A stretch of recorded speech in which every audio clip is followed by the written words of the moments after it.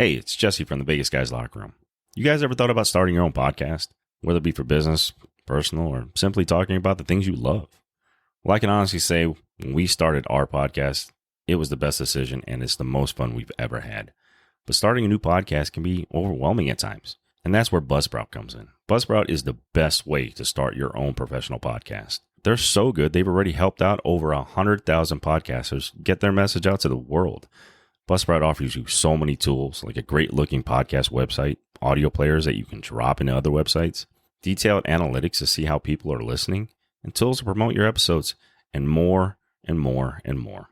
Buzzsprout even gets your show listed on every major podcast platform, such as Apple Podcasts, Spotify, and Google Podcasts. They provide so many tools to help you get started with tutorials on YouTube, podcast tutorials, everything you may need to get your journey started. So if you're looking to start your professional podcast today, follow the link in the show notes. This lets Buzzsprout know that we sent you and help support our show. Buzzsprout, the easiest way to start a podcast.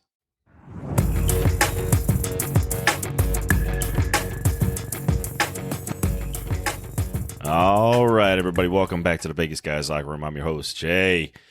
Listen, I'm flying solo today, so we're going to talk a little bit of hockey. It is the NHL trade deadline, and it just passed. Waiting on some news. Little late show today. Just waiting to gather all the information on some of these trades. Lots of movement. Man, there was a ton of movement in the league today. A lot of teams making their move, trying to make the move to the playoffs. We can't break down all of it because there was so much going on. But we will highlight some of the big trades that I think might be game changers for their teams and heading towards a playoff push, maybe put them over the edge.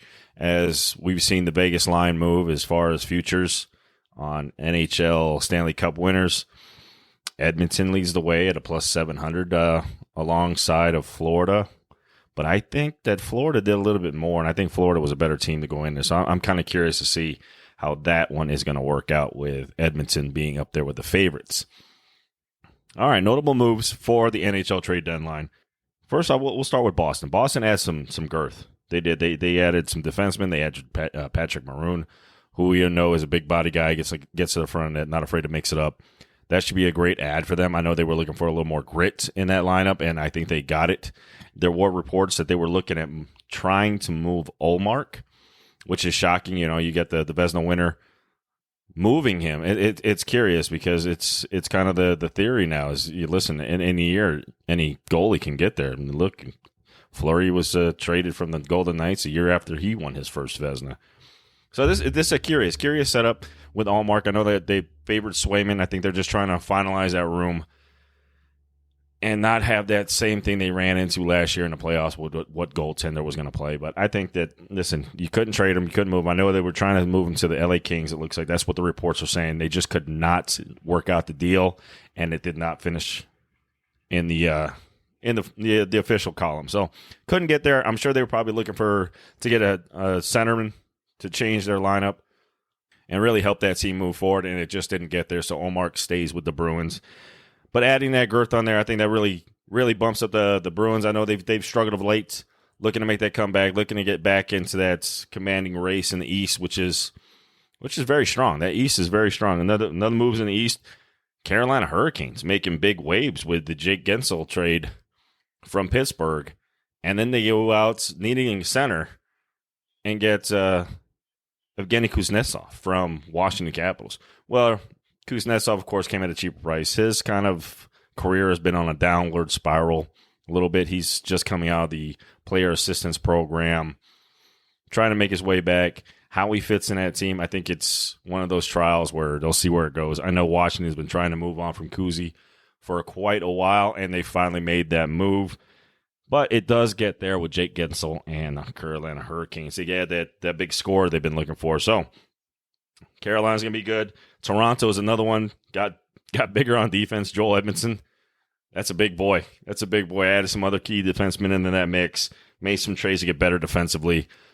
Offensively, they have no struggles offense. Those guys can score the best of them. So looking to add a little more depth on defense. I think they did that. Good job by those guys.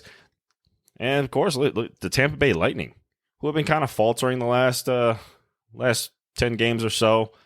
I believe they're 3-6 in the last 9. They're looking to make some moves. So they made a couple moves, picking up Anthony Claire from San Jose, speedy forward, looking to get some, and then getting Dumba from the Coyotes. Listen, Dumba's later in his career, but it adds a nice piece, right shot defenseman to that lineup. I think that's a good add. They didn't have a whole lot of assets to sell. This team has been trying to win as many as possible with this core group. They've done a great job at it. Listen, they made it to 3 straight Stanley Cups, winning 2 of them. Now they're trying to keep it as much together as possible. It looks like they're trying to prep for one more big run at it, and we'll see how this goes. But I thought there were good moves. There were good moves by Tampa Bay. And, of course, Florida trying to get stronger, adding in Kyle Okposo from Buffalo, great locker room guy.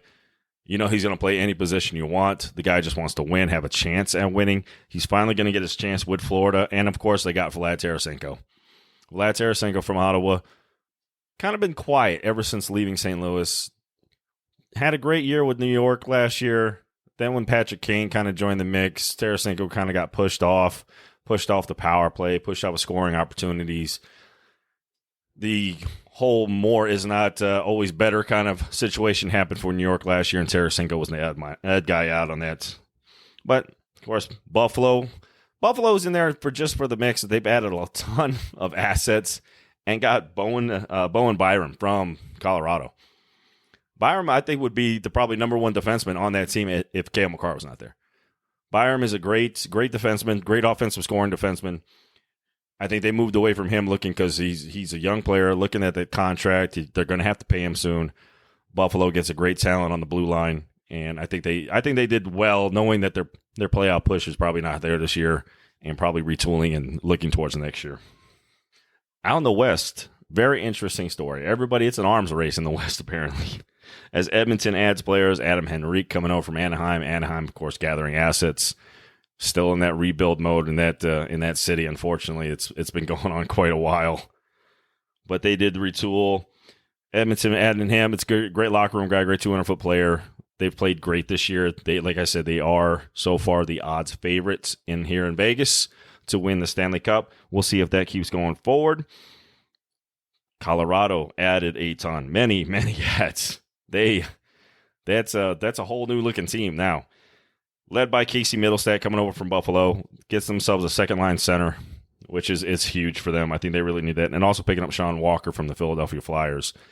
Great defenseman coming there. I know Philly was looking to kind of semi-rebuild, maybe move some of these guys that they couldn't pay next season. Great moves by Colorado. We'll see if that gels together. I just think maybe they might have done a little too much, adding too much so late in the year. There, for most teams, there's only about 20 games left. See how this goes with the remainder of the season. And, of course, our very own VGK. We'll talk probably more about this on the video show on Sunday with my old man. But big moves. I mean, I'll tell you, when Vegas swings, they swing for the fence. First, they get out and pick up Anthony Matha from Washington. Big guy, can get to the net. Great skater. I looked at his stats. I mean, he's a phenomenal skater for a size man he is, and he scores a lot of goals from inside. And that's, I believe, what the VGK need, especially with Stone being out. Need that guy that's going to get to the front of the net. Was really thinking Barbashev was going to be that guy, but he's kind of retooled his game a little bit, and he hasn't really been that guy in front of the net like he was kind of last year. So kind of curious to see how Matha fits in that. Of course, picking up Noah Hanifin, probably the best defenseman available on the market at the trade deadline from Calgary. Picking him up, bringing him in at 27 years old. Of course, another UFA. I wouldn't be surprised, because they did give up a first-round pick, that there was I believe there's going to be an extension that is being negotiated. I think this is where you see the turn for the Vegas Golden Knights, because the next trade speaks volumes. I was texting back and forth with Rick. Unfortunately, he wasn't able to join us. Had a lot of appointments going on today. But they trade for Tomas Hertl. Tomas Hertl has a huge contract coming out of San Jose, and it's a long-term contract. They gave up, I believe, the first-round pick. The way the trade works, Calgary got a first-round pick. It was supposed to be the 2025 unless VGK used it to get another asset, which they did in the Tomas Hertl deal.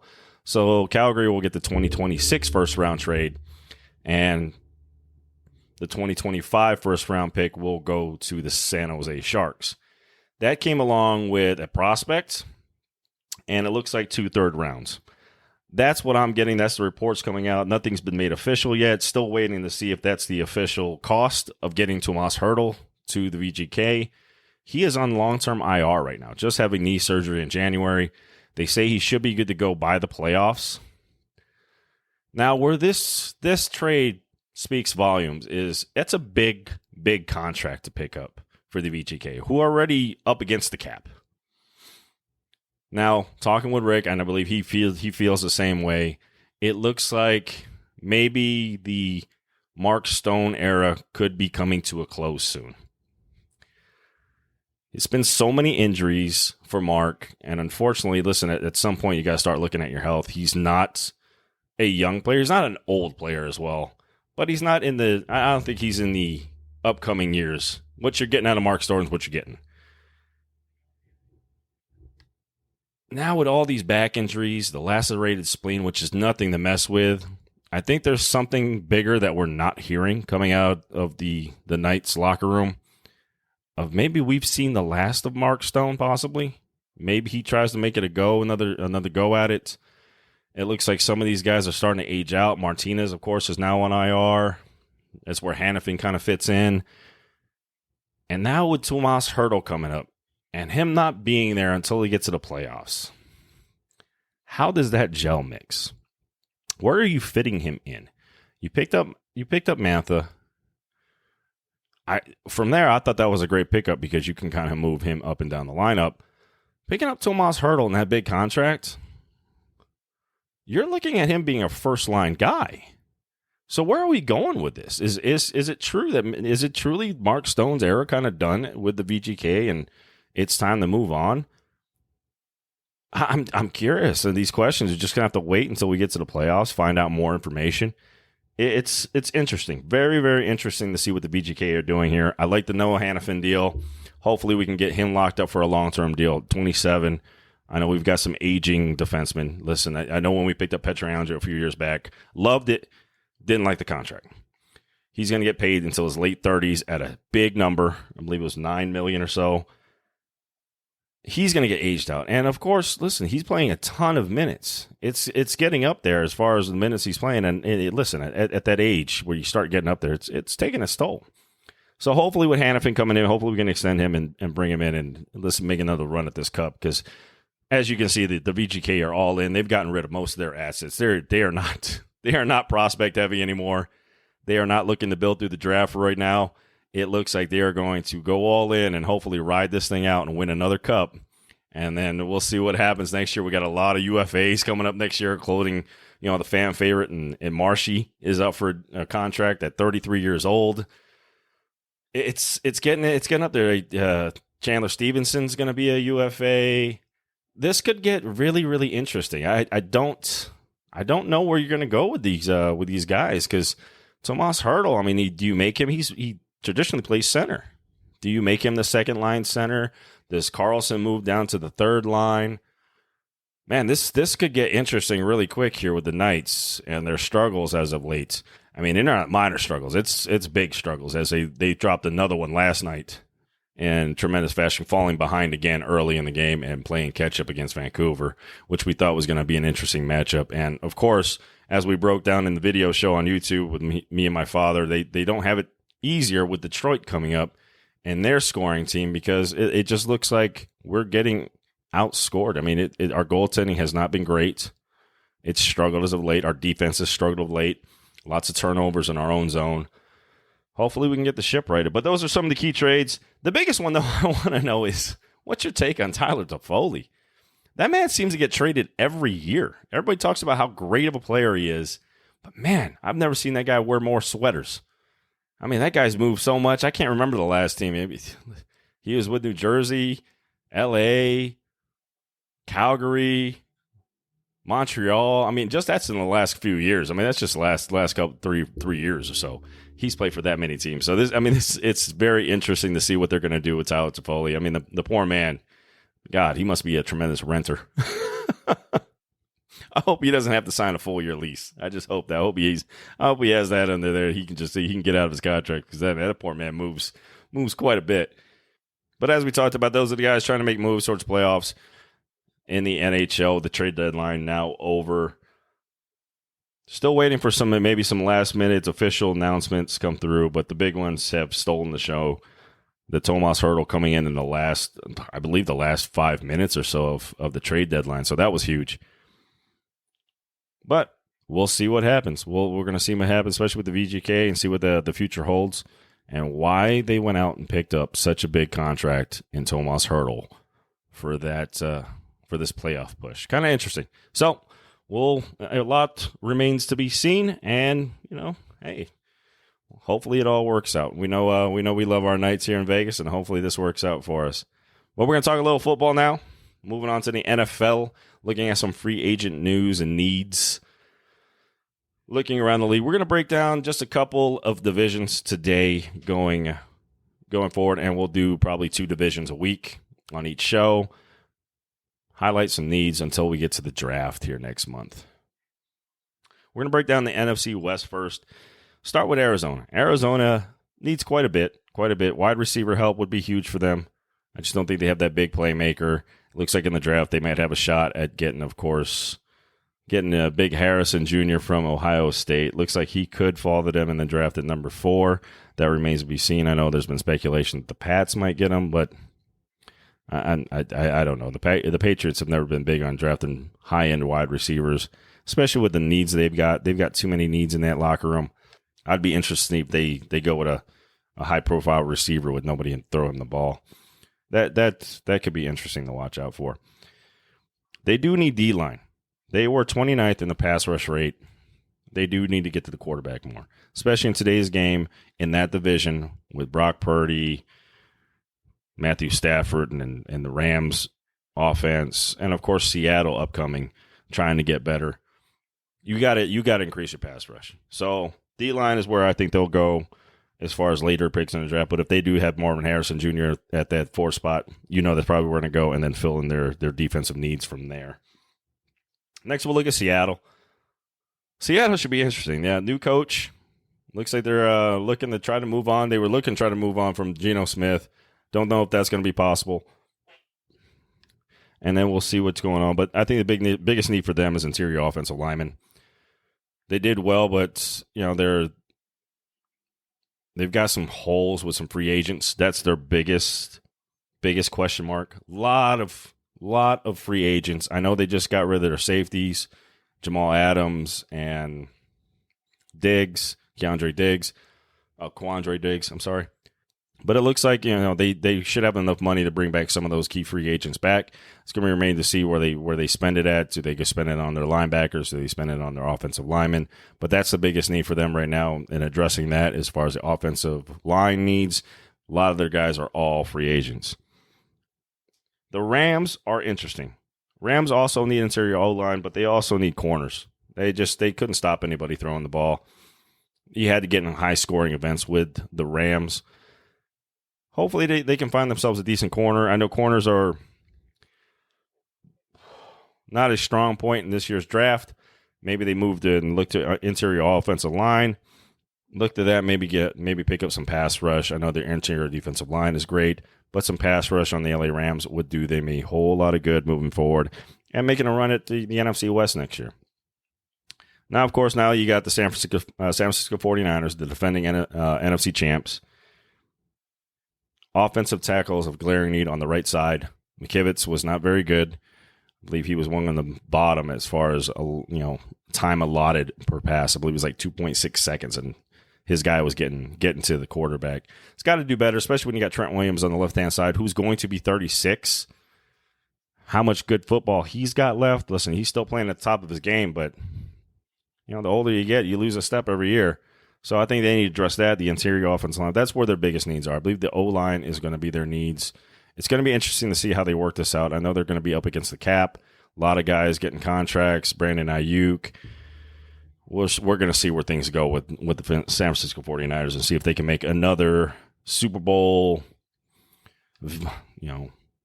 visit, hopefully a win for a change. But, we'll see what happens there.